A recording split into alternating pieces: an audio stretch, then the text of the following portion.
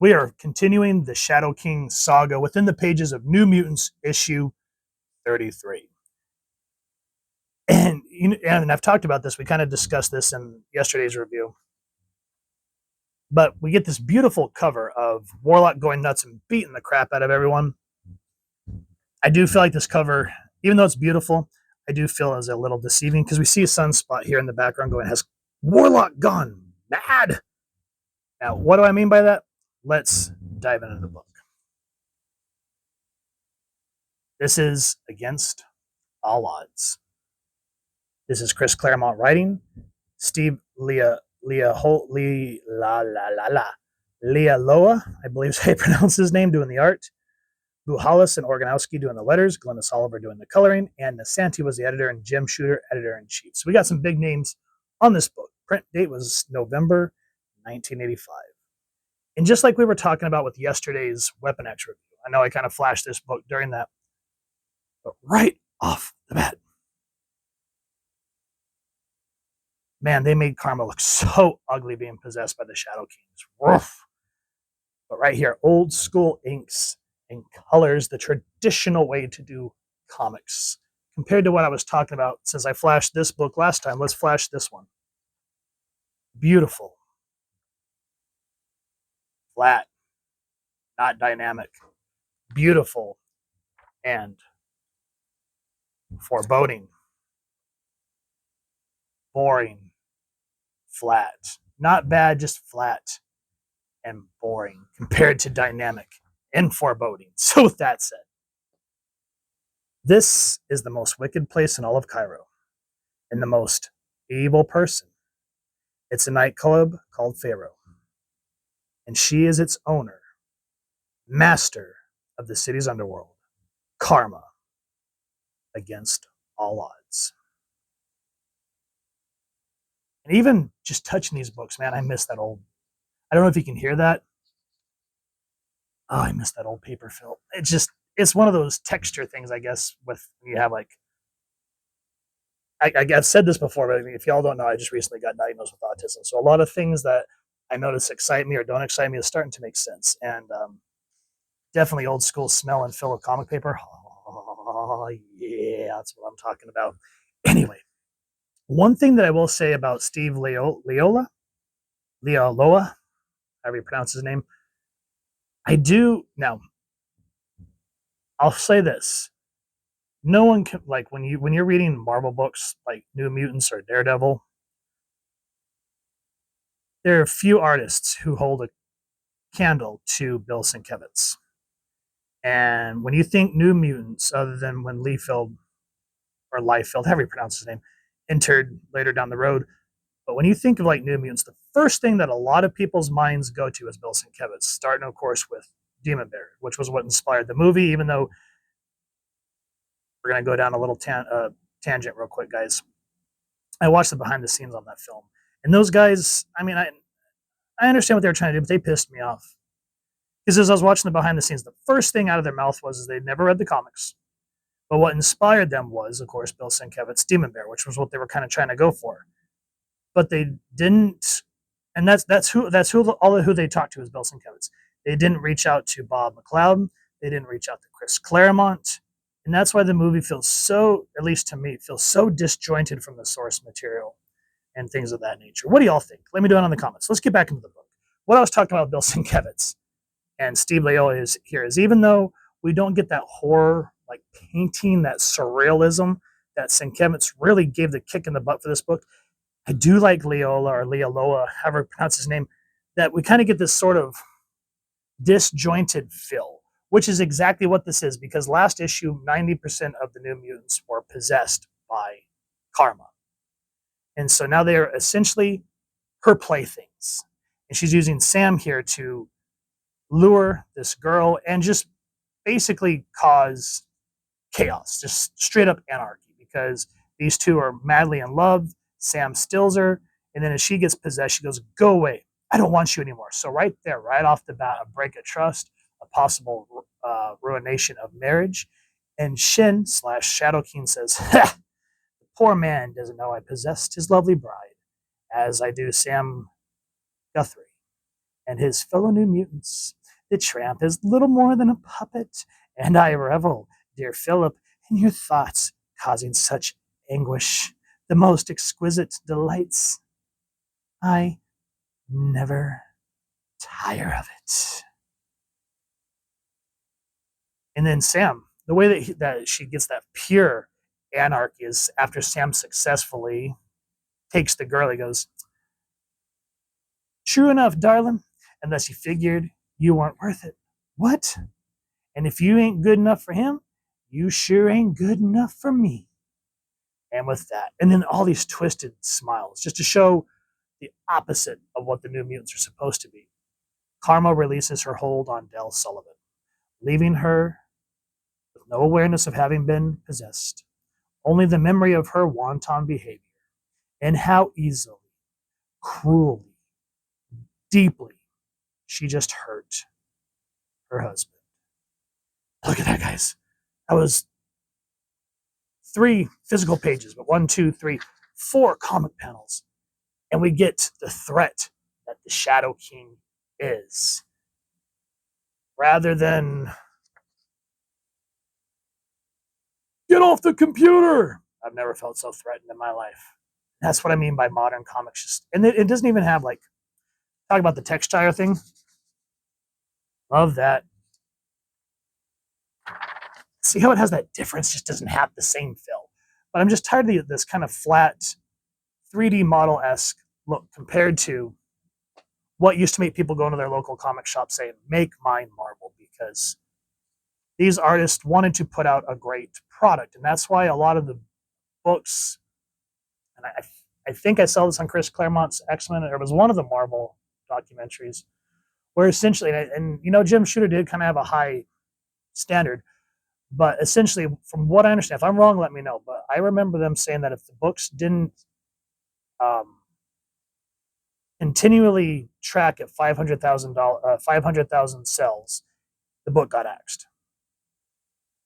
And so that's why few books survived the test of time, like Spider-Man and X-Men. And why that kind of carried, you know, all the way through the 90s until Tom DeFalco and Bob Harris kind of came in and sort of edged Shooter out.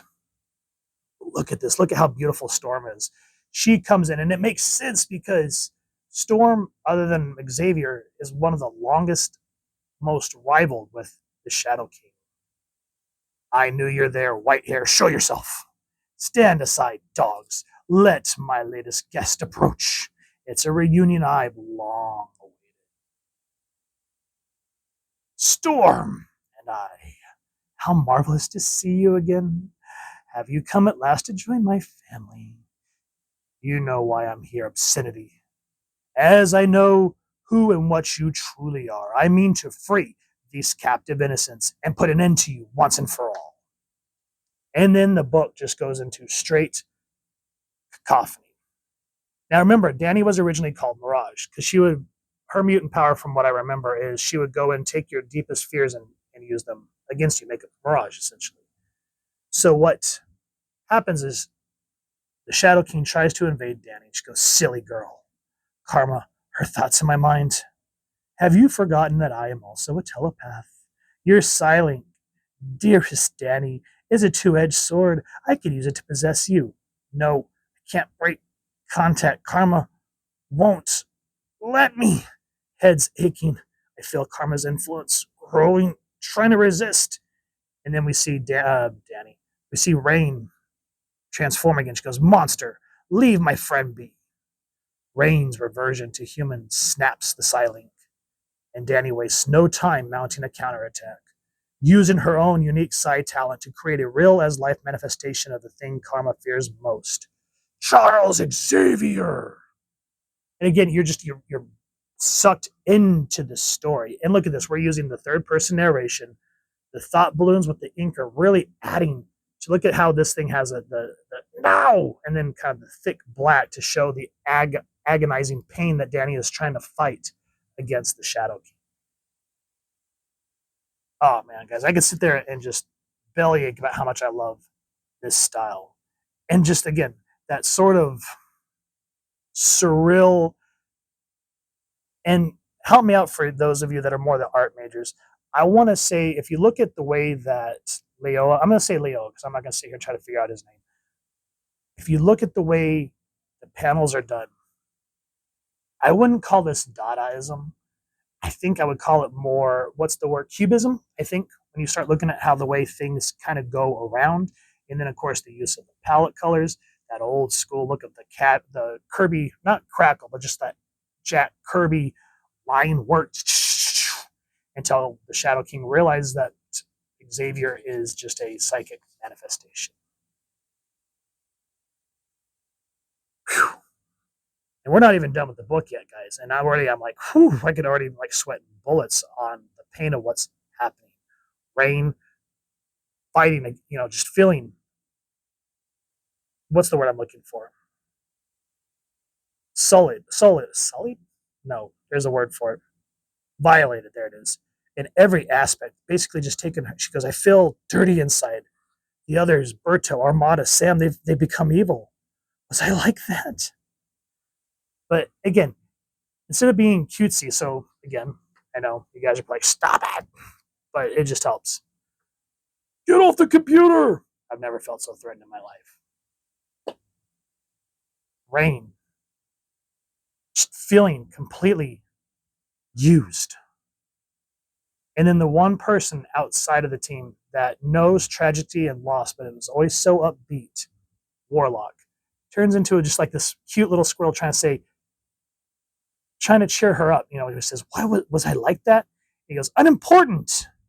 It is best. Friend is and will be that matters. Warlock, oh, you great silly.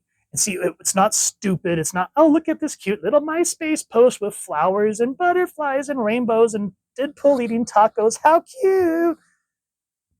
It's Warlock trying to take her mind off this horrible violation of her body, both in and outward, and still makes you smile.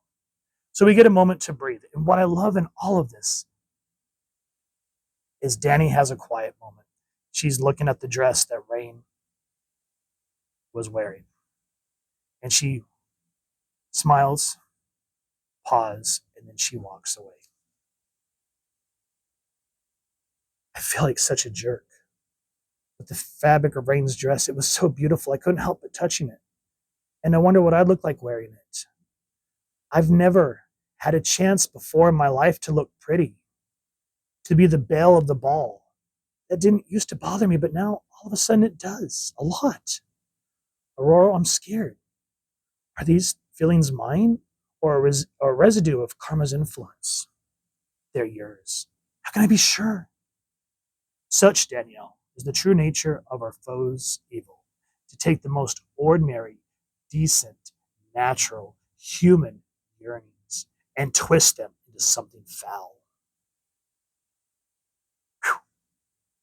Very poignant. And before we can even process what her and Storm are talking about, Karma's lackeys, the New Mutants, attack. Now, without going too much into this whole book, gang, there's a heartbreaking moment.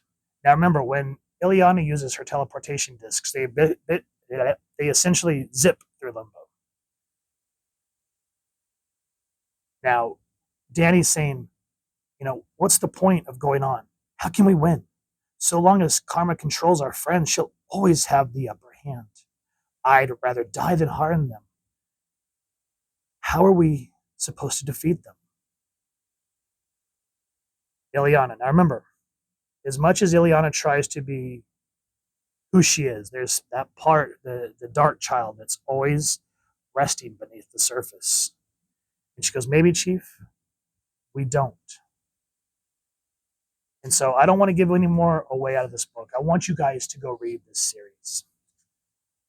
But the book ends with a very, very interesting double-cross cliffhanger. And we see it brings Warlock to anger. Now, with that said, before we end this book, that's why I'm saying the cover feels a little misleading. Because we see Warlock going crazy, and we see Bobby going, why is Warlock gone mad? But Bobby and Sam and all them, they don't talk because they're possessed by the Shadow King. So maybe that's just kind of a way to lure you in, and you still kind of get a concept. But that's probably my only real complaint with this book, because this was a wild ride.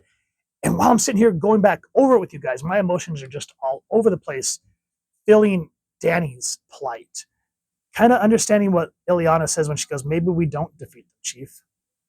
It's some rough shit, guys. And that's why these books to this day still stand the test of time, and why they are still sought after, and why they are adapted more than something that happened, 17, 18, 19, 20, 21, 22, 23, 24, 25, 20, 10 years ago, something like that, 10-ish years ago. 85, 2017. And people are still talking about this as where this is kind of gone by the wayside.